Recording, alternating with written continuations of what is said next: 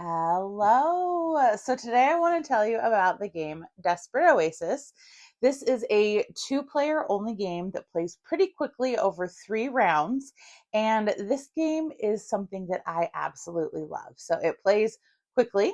It's small and portable. It lets you do some subterfuge. There's take that.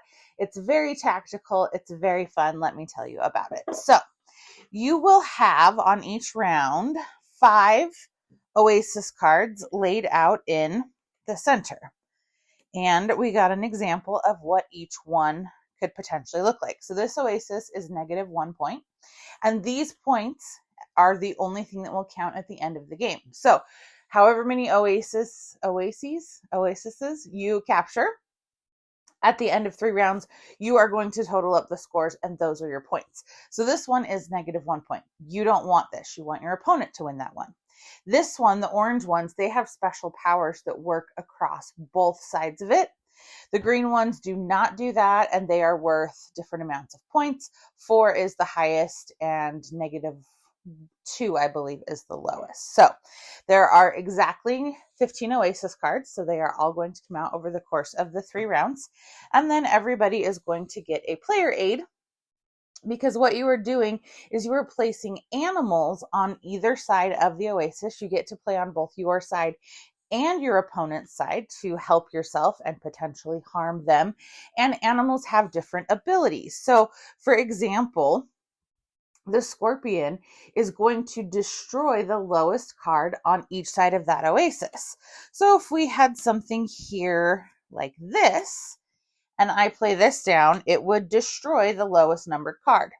Each Oasis can hold exactly 3 cards unless you get 3 of the jackals, and then it lets you put a 4th card in that column. So like I said, each animal has very specific scoring. Camels, they are worth 3 points each, but if you get 3 in your side of the Oasis, then they are going to score you an additional point. And again, whoever has the most points on their side of the Oasis is going to win that at the end of the round. At all times, you will have a hand of 4 cards, and you are deciding how you want to play those 4 cards on your turn. You have 3 options. You may play 2 cards face up on your side of the Oasis. You may play 1 card face up on your opponent's side of the Oasis. Or you may play 1 card face down on your side of the Oasis. So your opponent is not going to know what that is, and its ability will not trigger until the end of the game. So lots of times a popular move is if my opponent has played this elephant here that's worth 5, well, there is this tricky little animal. It is this tiny little rodent, and the elephants are super afraid of it. So if it is played here, that elephant becomes worth nothing. There's a chameleon card that lets you copy the printed value of another animal. There are the 4 values. They're just a 4, nothing special about them.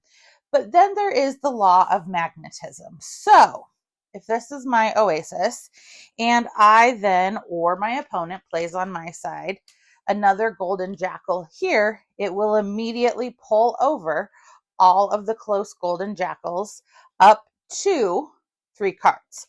So if I had 1 on each side, well, then there's only room to pull 1. So it would pull 1.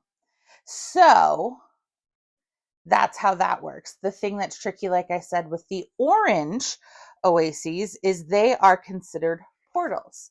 So magnetism works across the Oasis. So if they played this here, it would actually pull that jackal over to them. So you have to be careful about what is getting pulled, because is it something that you want to get pulled? Is it something you don't? And this is where playing on your side or their side becomes very important.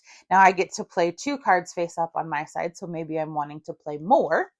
If at any point all of mine are full and my opponent still has room, well, then going forward, that's the only side that can be played on.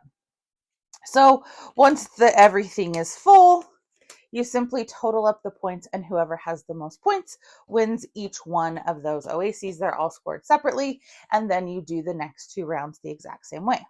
The only other caveat is once per round, you have 3 palm tree tokens, and you may place it on 1 Oasis. And that is going to be an additional point for whoever wins it. So if you're like, I really feel like I'm going to win this one, you may want to throw your 1 palm tree for the round on there in hopes that you get it. If you don't get it, your opponent gets that point. If you don't place a palm tree in a round, totally fine, but it does not mean you get a place 2 in a future round. It is a use it or lose it situation. After 3 rounds, total up your points of your cards won. Whoever won more is the winner of the game. Like I said, I adore this game because it is thinky, it is puzzly, it is take that, the leads go back and forth. You may decide I really want to just focus on certain ones and let my opponent maybe win other ones. So it's been a little bit hard to find this. I found it at Board Game Bliss, but this is a phenomenal 2-player game in my opinion. So I would love to know, what are some of your favorite 2-player games? Give me a like and a follow, and I'll keep bringing you more board game content. Thanks. Bye.